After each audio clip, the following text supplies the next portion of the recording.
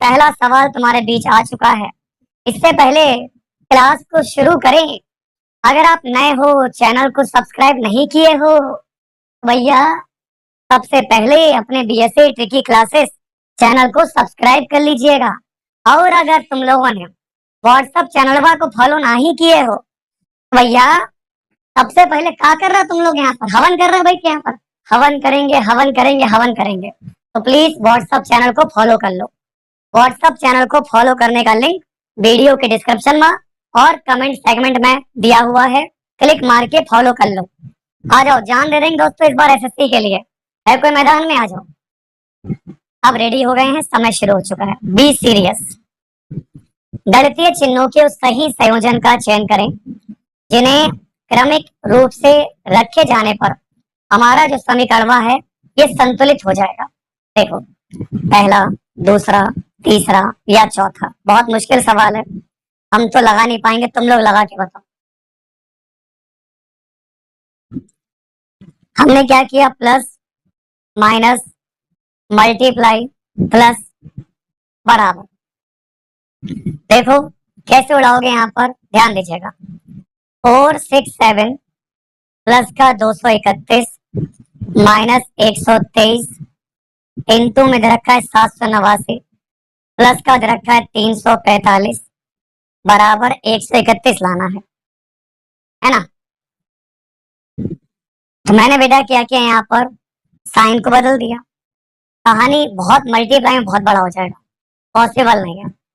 Plus minus minus कर लो, plus minus minus plus बराबर, ये पॉसिबल है। अब देखो, अगर आप यहाँ पर साइन हटाते हो, माइनस लगाते हो, तो पॉसिबिलिटी बन जाएगी।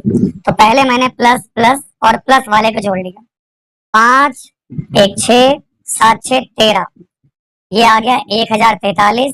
फिर माइनस माइनस को जोड़ लिया, 9 3 12, 912 हो गया। इसको माइनस करने पर 131 आ रहा है, यानी कि 131 बराबर 131, यानी कि लेफ्ट हैंड साइड बराबर राइट हैंड साइड। बहुत बढ़िया महेंद्र ठाकुर, गजब ठा दिए गए। अंकिता दुबे, तुम क्या कर रहे हो यहाँ पर? ठीक है ना, तुम्हारा सवाल ले डूबा तुम्हें। नैनिका बहुत बढ़िया, मासूम बच्चा गजब, यदुवंशी बहुत बढ़िया, गन्ना गजब छाप, पुतूस गलत कर दिया। पुतूस लल्ला, यहाँ देखो मैंने बी ऑप्शन बोला था ना, बी वाला होगा। तो सब लोग ध्यान से पढ़ो, कतई कतई बुद्धि खोल के पढ़ो। यहाँ पर नस नस में सवाल जो है यहाँ पर बसना चाहिए। ऐसे पढ़ाऊंगा यहाँ पर एक एक सवाल समझ में आ जाएगा। ए का मतलब प्लस, बी मतलब मल्टीप्लाई, सी मतलब माइनस, डी मतलब डिवाइड। आओ इस सवाल को उड़ाओ। नहीं मतलब नहीं, सबसे पहले का अभी तो कोई मतलब ही नहीं है। कोई दे दो, कोई दिक्कत नहीं, बस गलत नहीं होना चाहिए। अभी कोई मतलब नहीं, सबसे पहले किसने दिया, बाद में किसने दिया, वो तो बात की बात है। सही होना चाहिए बस। मेन मुद्दा है आज का कि सवाल तुम्हारा गलत नहीं होना चाहिए, कुछ भी करो। एक, बालों को नोचो, कुछ भी करो, सवाल गलत नहीं होना चाहिए, बात खत्म। चाहे मुंह धो के बैठो, चाहे नहा धो के बैठो, कोई मतलब नहीं है। बहुत बढ़िया। मैंने क्या किया, ए का मतलब प्लस है, प्लस लिखता हूँ, प्लस कर दिया। बी मतलब मल्टीप्लाई, सी मतलब माइनस, डी मतलब डिवाइड। चलो अब देखो क्या है, 124 डिवाइड 4, माइनस का रखा है 86 डिवाइड 2, प्लस 61 प्लस 17 इंटू 3। मारो डिवाइड, पहला बोर्ड मास लगाओ। सबसे पहला काम आपका बोर्ड मास लगाना है। 4 तिया 12, 4 एकम 4, 2 चौक 8, 2 तिया 6, 61, 17 तिया 51। अब इधर जोड़ लो पहले, यहाँ पर 61 51 31 3, 1 1 1, 6 5 11, 11 और 3 14, 43 मारोगे माइनस, आंसर 100 आएगा। 92 वालों का चालान कटेगा, 100 रुपए जमा कराओ सब लोग। 92 वाले लोग 100 रुपए जमा कराओ, पार्टी करेंगे हम। कब आएगा? तुम लोगों को जोड़ना घटाना नहीं आता, पेपर में क्या दोस्तों यहाँ पर बाल्टी भरोगे जाके? अगर तुम लोगों से बोर्ड मास सिंप्लीफाई नहीं हो रहा है तो पेपर में क्या करने जाओगे, ये बताओ। पैसा बर्बाद कर दिया है। Next please. अब हमें लगाना है सिमिलरिटी। चलिए, सिमिलरिटी में देखो, 2 और 3 से 35 आ गया, 11 6 से 1547 है। तो सेम लगाओ, ये लॉजिक सेम किस में लग रहा है। देखो, 2 और 3 की बात करेंगे, मैंने क्या किया। ध्यान से।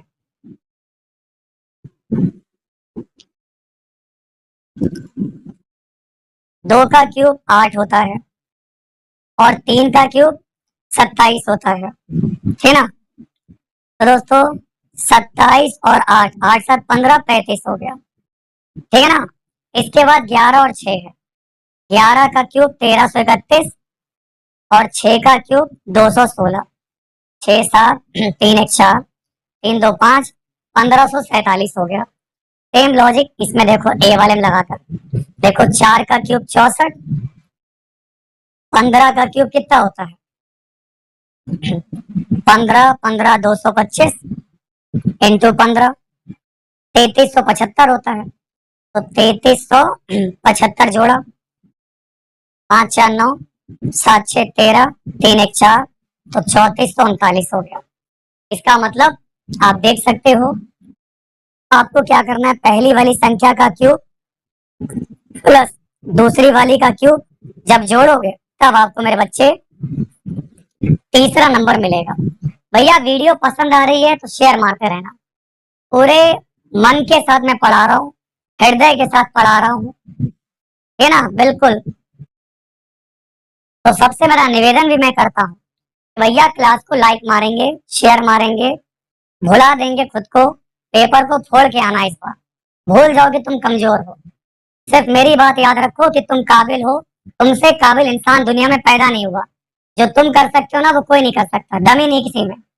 इसलिए अपनी ताकत को पहचानो, पेपर फाड़ के आओ, पेपर फोड़ के आओ। फाड़ तो नहीं सकते क्योंकि पेपर मिलेगा नहीं, ऑनलाइन है, तो पेपर फोड़ के आना है। लठ दे रहे हैं तुम्हें यहाँ पर मजबूत वाला, ठीक है ना। मजबूत जो है शीशम की लकड़ी का लठ है, फोड़ के आना। बस खुद को करो इस कदर तैयार, पेपर तुमको देखकर जो है घायल हो जाए इस बार। अब बताओ सबसे अलग क्या है, फाइंड ऑड आउट। दोस्तों, सबसे अलग क्या है।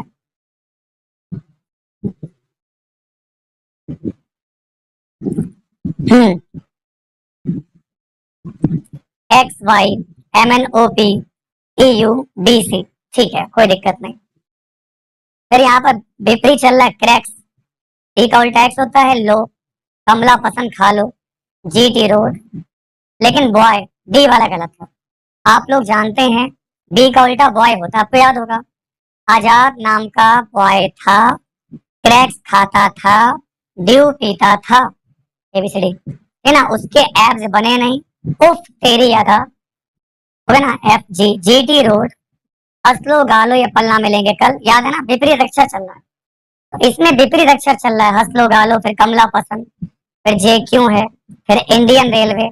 याद आ रहा है कुछ। आजाद, बॉय, क्रैक्स, ड्यू, एप, उफ, अदा, जीटी रोड, हंसलो गालो, है ना, कमला पसंद खा लो, इंडियन रेलवे, जे क्यों है, मन की बात। विपरीत चल रहा है। आओ, सभी बिल्लियां कुत्ते हैं, नहीं सभी कुत्ते बिल्लियां हैं, कोई बिल्ली चूहा नहीं है। ध्यान दीजिएगा, ये आपका ए है, और कोई नहीं जिसका ई बोलते हैं। ए प्लस ई बराबर ई होता है, बिल्ली बिल्ली काट देंगे। सभी कुत्ते चूहे नहीं है, मतलब कोई कुत्ता चूहा नहीं है। ये बोल रहा है कुछ चूहे बिल्ली हैं, ना ही हो सकत, क्योंकि बिल्ली चूहा नहीं है, तो चूहा बिल्ली कैसे हो सकत है, नहीं बोल सकते। कुछ कुत्ते चूहे हैं, हाँ, क्या ये वाला हो सकता है। कुत्ते और चूहे का रिलेशन बना सकते हो, ये भी हमको ना लगा। ऐसे में ना तो तुम्हारा पहला सही होगा और ना ही दूसरा सही होगा। ना तो मेरे भाई आपका पहला सही है और ना ही आपका दूसरा सही है। आओ सीरीज लगाओ। ऐसा सवाल 7 जन्मों में तुम्हें नहीं पता होगा, लेकिन इस सवाल को लगाने से तुम्हारे 7 जन्मों के जो है दोस्तों, यहाँ पर है ना, रिश्ते जो है पूरे हो जाएंगे, तुम्हारे 7 फेरे हो जाएंगे। आओ, इस सीरीज को पूरा करो और अपनी अधूरी दास्तान को पूरा करो। 159 146, या नहीं पता, पता नहीं क्या आएगा। 120 है, 107 है, 94 है, 81 है। कहा तुम्हारा भैया, शेयर मारो, तुम लोग तो कंजूसी कर रहे हो कहते। क्लास को लाइक करो, शेयर करो, 13-13 का डिफरेंस चल रहा है। अगर क्लासेस चाहिए है तो सपोर्ट करना पड़ेगा। अगर मैं इतनी प्यार से बिल्कुल हर एक चीज समझा समझा के पढ़ा रहा हूँ, तो मेरा भी निवेदन है आपसे कि क्लास को लाइक करिए, शेयर करिए और अपनी क्लास को सपोर्ट कीजिए। तो 13 का गैप चल रहा है, आंसर 133 आएगा।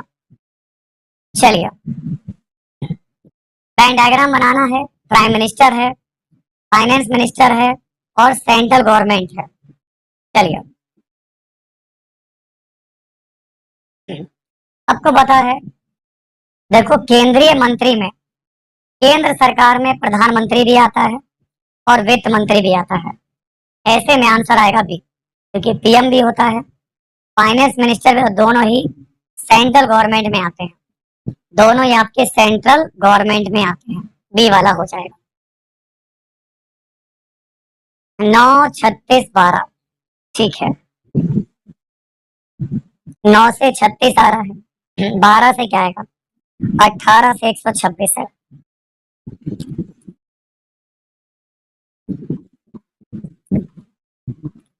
9 में 3 जोड़ दिया, 9 3 12, 12 3 36। 9 3 12 और 9 को मैंने 3 से डिवाइड किया, 3 3 9, 3 बच गया। और 12 और 3 की मल्टीप्लाई कर रहे हैं तो 36 आ रहा है। सेम देखो 18 वाले में, 18 है, 3 जोड़ दिया, 18 19 20 21 आ गया। और 18 को 3 से काटेंगे तो 3 छंग 18। फिर देखो 21 छका 126 आ गया, है ना। सेम देखो 12 के साथ यही कांड करना है। मैंने 12 में 3 जोड़ दिया, 12 3 15 और 12 को 3 से हमारा डिवाइड, तो 3 चौक 12 और 15 चके 60 हो जाएगा। इसका मतलब अगर आप में से किसी विद्यार्थी का आंसर 60 आ रहा है ना, बहुत बढ़िया, गजब ढा दिया, बहुत बढ़िया। आओ थोड़ा सा जीके में भी अपनी खोपड़ी चलाओ, देखते हैं जीके में किसका होगा बंटा धार, या जीके में बनाओगे अपनी पहचान। देखते हैं जीके में किसकी नई किसकी लुटिया डूबेगी, किसका जो है, किसकी लगेगी नैया पार, किसका होगा बेड़ा पार, क्योंकि तुम्हारे साथ है तुम्हारा भैया बीएससी ट्रिकी क्लास। समझते क्या हो तुम लोग। भारत में हवाई परिवहन की शुरुआत साल 1911 में किन दो स्थानों के बीच हुई थी। भारत में हवाई परिवहन की शुरुआत 1911 में किन दो स्थानों के बीच हुई। इस सवाल का जवाब 7 मुल्क के लोगों को नहीं पता, तुमको क्या पता होगा। पेपर में आएगा ऐसे ही, आएगा ऐसे ही। जो तुमको नहीं आता वही तो पेपर में आता, और जो तुमको आता वो पेपर में बिल्कुल नहीं आता। चाहे तुम स्वीटी हो, चाहे अंकिता हो, चाहे डूबा हो, चाहे एफएफ हो, चाहे ब्लैक हो, चाहे आप थे ना वाइट हो, कोई मतलब नहीं। जो तुमको नहीं आता वही पेपर में आएगा, यही मान के पढ़ाई करो। इलाहाबाद और नैनी, भारत में हवाई जहाज की शुरुआत 1911 में इलाहाबाद और नैनी स्थानों के बीच हुई थी। ठीक, चलिए अब बेटा देखो, गुलाम प्रति सेकंड किसकी इकाई है। ये दुनिया का सबसे आसान सवाल है, जिसका दूध पीता बच्चा भी जवाब दे देगा। गुलाम प्रति सेकंड ये है विद्युत धारा का मात्रक। क्योंकि आपको पता है विद्युत धारा आई बराबर होता है क्यू अपॉन टी। आई बराबर क्यू अपॉन टी होता है। बिल्कुल सही है। क्यू मतलब आवेश, आवेश का मात्रक गुलाम, और टी मतलब समय, समय का मात्रक सेकंड, और विद्युत धारा इसी को मिलाकर बोलते हैं एम्पियर। गुलाम प्रति सेकंड का मतलब एम्पियर होता है। आंसर की कब तक आएगी सिलेक्शन पोस्ट की, आपकी 1 हफ्ते के अंदर आ जाएगी। सिलेक्शन पोस्ट की आंसर की जो है 1 हफ्ते के अंदर तुम्हारे कदमों में नतमस्तक होगी। तुम तैयार रहना, तुम्हारे कदम चूमेगी आके। बस मेहनत करने से बेटा पीछे मत हटना। खुद को कमजोर मत समझना। दुनिया तुमसे कहेगी तुम पागल हो, बेकार हो, निरर्थक हो, तुम बेकार दुनिया में पैदा हो गए, धरती पर बोझ हो। लेकिन अपने मन में बनाए रखना कि तुम किसी से कम नहीं हो। जो तुम कर सकते हो ना, वो कोई नहीं कर सकता। खुद को कमजोर समझने की भूल कदापि मत करना। तुम एक आग का दरिया हो, समझ रहे हो, पूरी दुनिया को जला सकते हो। तुम एक जलजला हो। खुद को कमजोर समझने की भूल मत करना। बस मेहनत करो, क्योंकि दुनिया तुम्हें आगे बढ़ने देगी नहीं। मेहनत करने से बेटा पीछे कभी मत हटना। हम तुम्हारे साथ हैं, तुम्हारे अंदर आग लगाए रखेंगे। जब तक तुम्हें सिलेक्शन दिलवाएंगे नहीं, तब तक जाएंगे नहीं। समझ रहे हो? जब तक सिलेक्शन दिलवाएंगे नहीं ना, तब तक मानेंगे नहीं। भारतीय संविधान ने एकल नागरिकता और सरकार की संसदीय प्रणाली की विशेषता किस देश के संविधान से ली है? ऑस्ट्रेलिया, कनाडा, अमेरिका या यूके? बच्चा बच्चा जानता है, मैंने कई बार पढ़ाया है। एकल नागरिकता का प्रावधान यूके मतलब ब्रिटेन से लिया है। एकल नागरिकता का प्रावधान जो है आपका, ये लिया है ब्रिटेन से लिया है। सही जवाब ब्रिटेन हो जाएगा। नेक्स्ट देखिए क्या है। भारत के निम्नलिखित में से किस राज्य में चांदी का भंडार नहीं है? दोस्तों, चांदी रे चांदी तेरा रंग कैसा, आखिर चांदी का भंडार कहाँ नहीं है? ओडिशा, झारखंड, आंध्र प्रदेश, गुजरात? क्या होगा सही जवाब? है कोई? हाँ गुजरात। भैया, भारत में चांदी के खदानें राजस्थान में है। क्या नाम है उसका? सिंदेसर खुर्द खदान। टुंडू, टुंडू लेड स्मेल्टर मोबंधन झारखंड में। कोलार फील्ड आंध्र प्रदेश कर्नाटक में है। बिजांग जिंग आंध्र प्रदेश, गुजरात में नहीं है। चांदी तुम्हारा गुजरात में ना ही है। ठीक है? बिल्कुल राहुल शर्मा जी, मुझे इंतजार रहेगा। यही तो मेरी चाहत है, यही मेरा दोस्तों यहाँ पर पूरी शिद्दत में इसलिए पढ़ाता हूँ कि तुम आओ, सिलेक्शन लेकर आओ। एक सिलेक्शन लेकर ही आना। यही तो मैं चाहता हूँ कि हर बच्चे के अंदर ये आग लगी रहे। हर छीन लूंगा सिलेक्शन, हो चाहे कुछ भी जाए, हार नहीं मानूंगा। चाहे दुनिया हमें सताए, लजाए, कुछ भी करे, सिलेक्शन छीन लेंगे। नहीं मिलेगा ना, छीन लेंगे। बस पढ़ते रहो। अखिल भारतीय ट्रेड यूनियन कांग्रेस के पहले अध्यक्ष कौन थे? ये तो तुमको पता ही होगा, बच्चों वाला सवाल है ना गन्ना? तुमको मालूम है? चलो निकालो। अखिल भारतीय ट्रेड यूनियन कांग्रेस के पहले अध्यक्ष कौन थे? लाला लाजपत राय। सही जवाब लाला लाजपत राय। आ गए? चलिए। अच्छा मेरे प्यारे लाडलो, इसको देखिए। दोस्तों, कहाँ के लोग अत्यधिक तापमान और मौसमी परिवर्तन को शायद ही महसूस कर पाए? आशीर्वाद की आवश्यकता नहीं, मेहनत की आवश्यकता है। समझ रहे हो? अगर इतना कर लोगे ना, तो कोई तुम्हारे सामने टिक नहीं पाएगा। वरना लोग तुमसे मीठी मीठी बातें करेंगे और तुम कमजोर होते चले जाओगे। मेरे बाबू मेरे सोना करेंगे और तुम कमजोर पड़ जाओगे। तुम्हारा मन पढ़ाई लिखाई से हट जाएगा। इसलिए खुद को कमजोर होने कदापि मत दो। अपनी पढ़ाई पर फोकस करो। जो तुम्हारी पढ़ाई के बीच में है उसको हटा दो साइड में।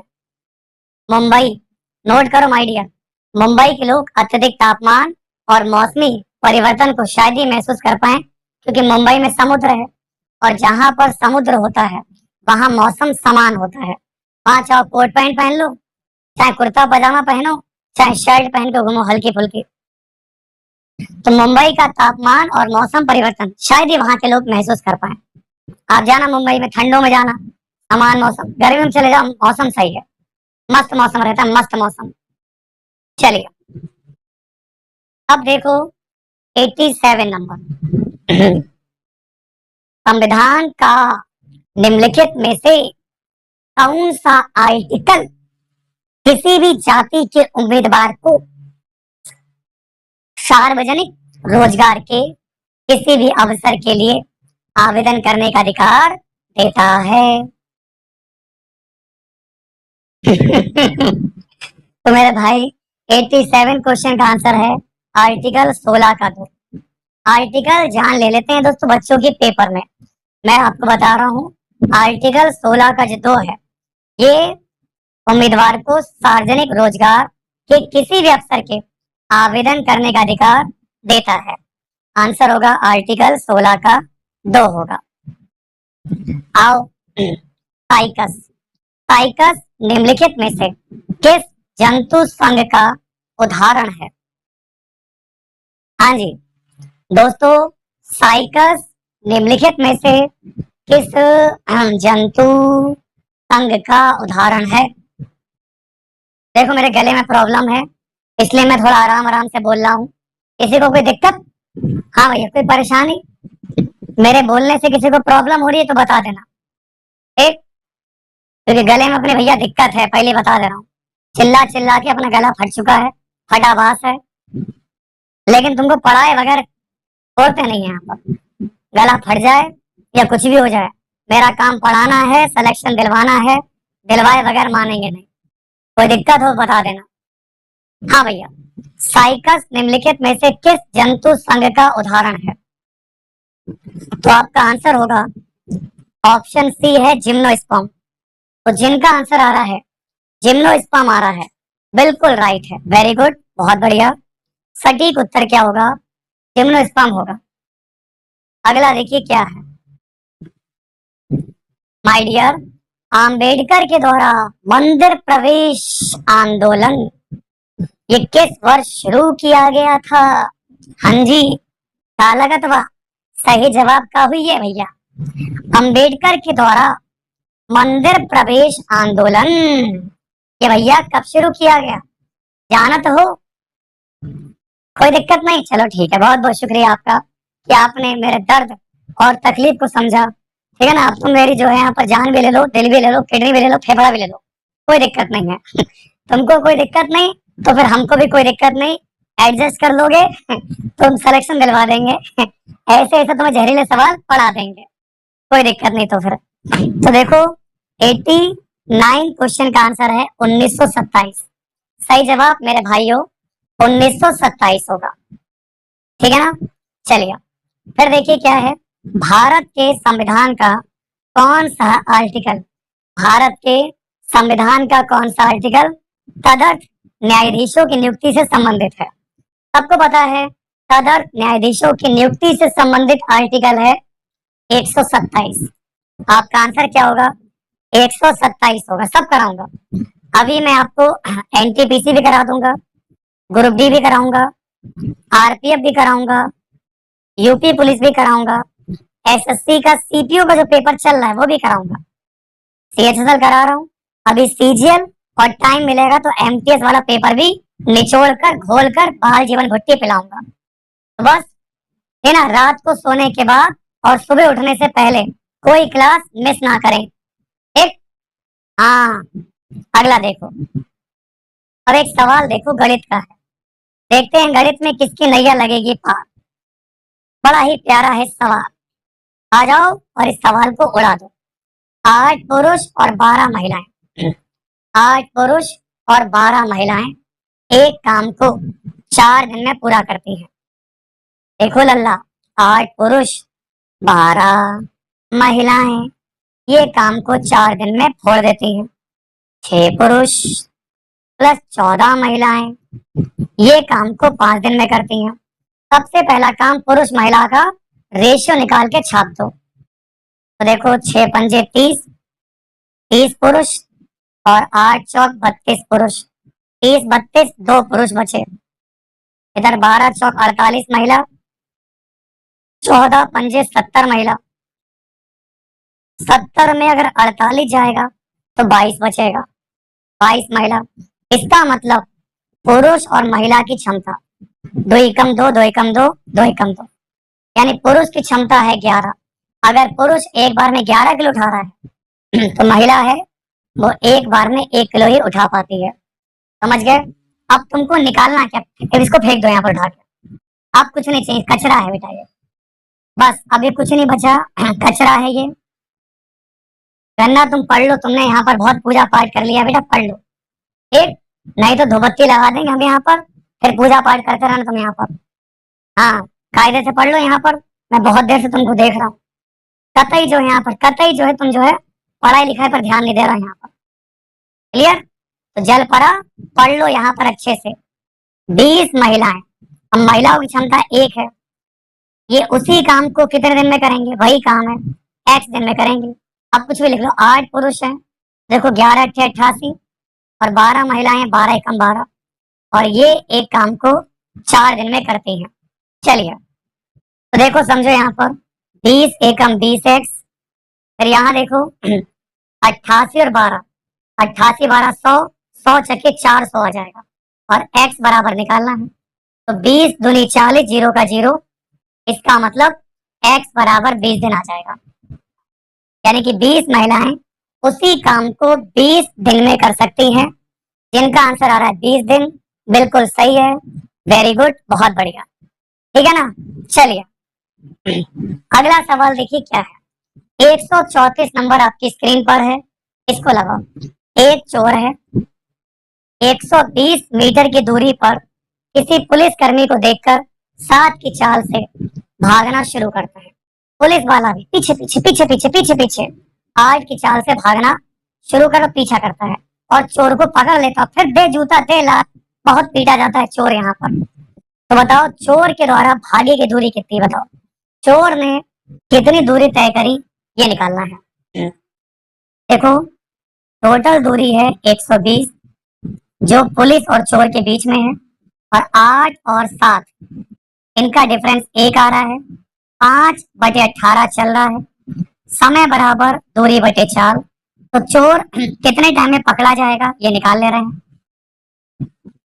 5 दूनी 10, 5 चौक 20, 18 चौक 72, 18 दूनी 36, 37 38 39 40 41 42 43, यानी 432 सेकंड में आपका चोर पकड़ा जा रहा है। हमें निकालना है दूरी, दूरी बराबर चाल इंटू समय। अब चोर की चाल है 7 और समय दे रखा है 432, है ना, और इंटू में मीटर दे रखा है, तो मैं 5/18 से मल्टीप्लाई कर दूंगा। क्लियर? तो चोर ने 840 मीटर की दूरी तय करी है। तो दोस्तों जिनका आंसर आ रहा है 840, बिल्कुल सही है, बहुत बढ़िया, गजब गजब ढा दिया मेरे दोस्त। मैथ में भी दोस्तों तुम लोगों ने यहाँ पर क्वेश्चन को उड़ा दिया। मुझे विश्वास नहीं था कि तुम लोग की मैथ बढ़िया होगी, क्योंकि कुछ तो पढ़ना ही नहीं चाहते यहाँ पर। उनको मैं थक गया समझा समझा के, मेरा गला तो इसमें बैठ गया इन जो है समझदार लोगों को समझा समझा के। अगर ये भी मेरे पागल दीवाने मस्ताने हो जाते, इनका भी सिलेक्शन हो जाता तुम्हारी तरह, लेकिन समझदार है ना, क्या करें।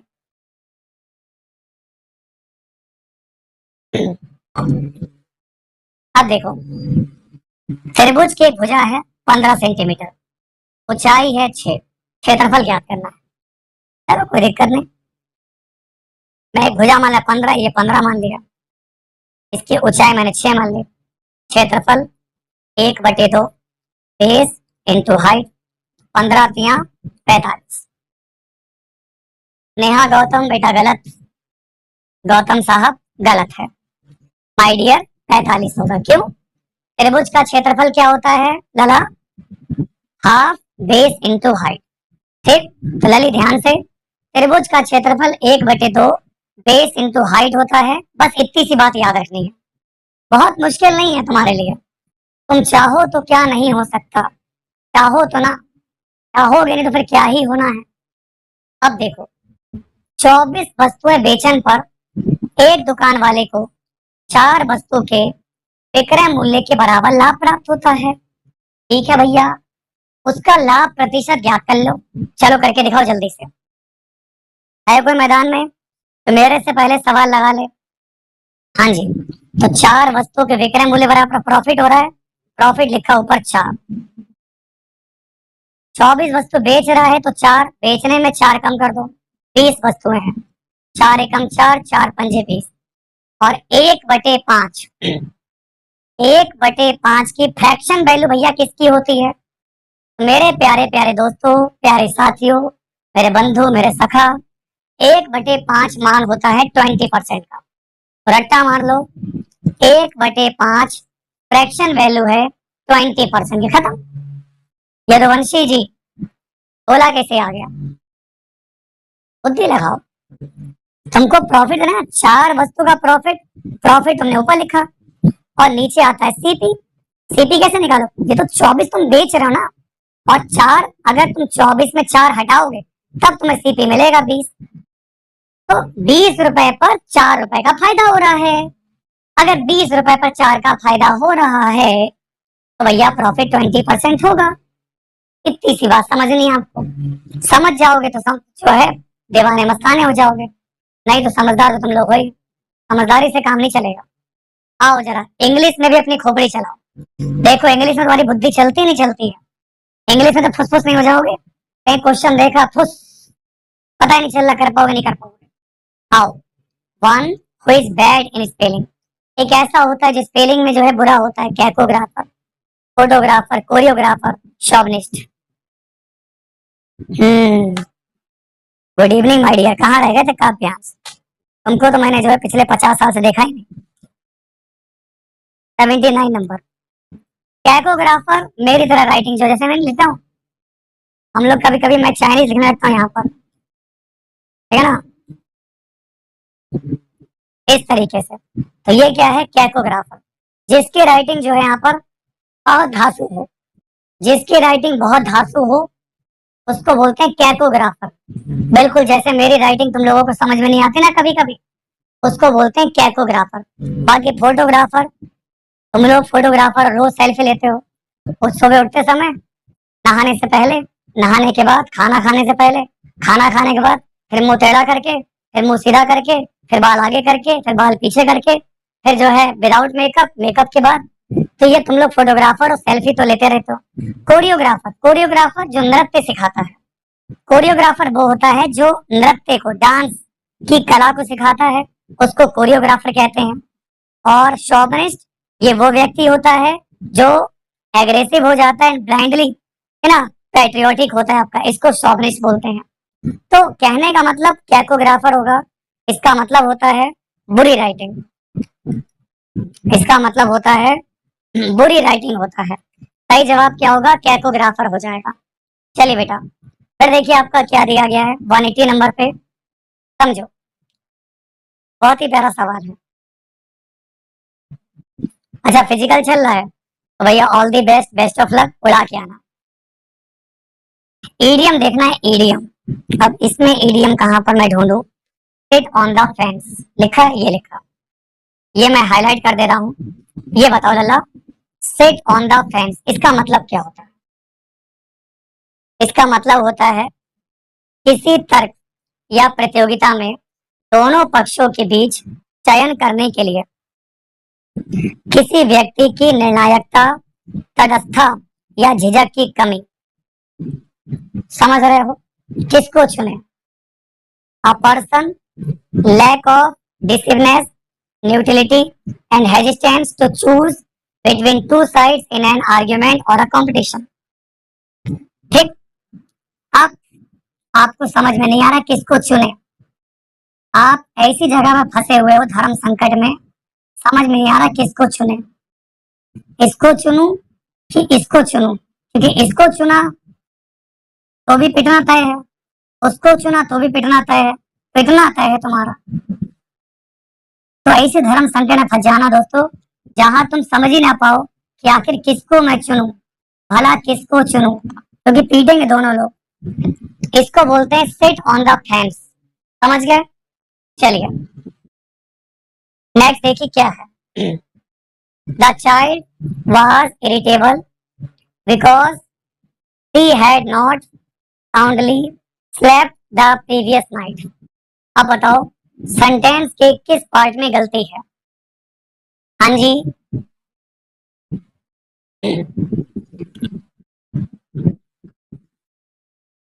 दिए गए वाक्य में एडवर्ब ऑफ मैनर देखिए, यहाँ पर देखो, ये सीएचएसएल का पेपर चल रहा है।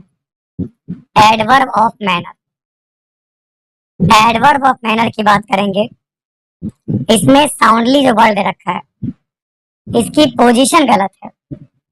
हमेशा टाइम क्लॉज प्रीवियस नाइट से पहले वाक्य के अंत में रखा जाता है। तो पहले आप लिखोगे स्लेप्ट, पहले आपकी वर्ब आएगी, फिर साउंडली आएगा, समझ गए? तो एडवर्ब ऑफ मैनर का पैटर्न गलत है, पहले वर्ब लिखोगे, हैड नॉट स्लेप्ट, फिर आपका साउंडली आएगा। तो गलती पार्ट नंबर ए में है। अब बताओ सेंटेंस के किस पार्ट में गलती है? बिफोर स्टार्टेड वर्ड्स, ये भी ग्रामेटिकली गलत है। स्टार्ट के बाद आईएनजी का उपयोग करेंगे बिफोर स्टार्टिंग वर्ड, स्टार्टेड की जगह पर स्टार्टिंग वर्ड। आंसर आपका डी आएगा। और आज का अंतिम सवाल है, कौन सी स्पेलिंग गलत है? Difficulty, thesaurus, dictionary, dinosaurs. Dinosaur,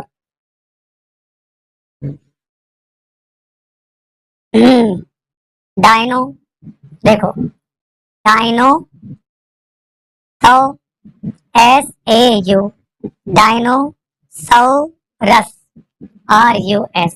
तो डायनासोर्स बोलते हैं इसको, डायनासोर्स। तो डायनासोर की स्पेलिंग क्या होती है? डायनो सौ रस। ठीक, याद करने का तरीका बता रहा हूँ, क्योंकि जो बच्चों वाला तरीका मैं उसी से पढ़ा रहा हूँ आपको। ये वो तरीके हैं जो हमेशा तुम्हारे खोपड़ी में बसे रहेंगे। मेरा तरीका उल्टा जरूर है बताने का, लेकिन मैं वो तरीका प्रयोग करता हूँ जो तरीका आपको जिंदगी भर याद रहेगा। तो डायनोसोरस बोलते डायनासोर्स हैं, लेकिन स्पेलिंग याद करने का तरीका है डायनोसोरस, DINOSAURUS। ठीक है ना, याद रखिएगा।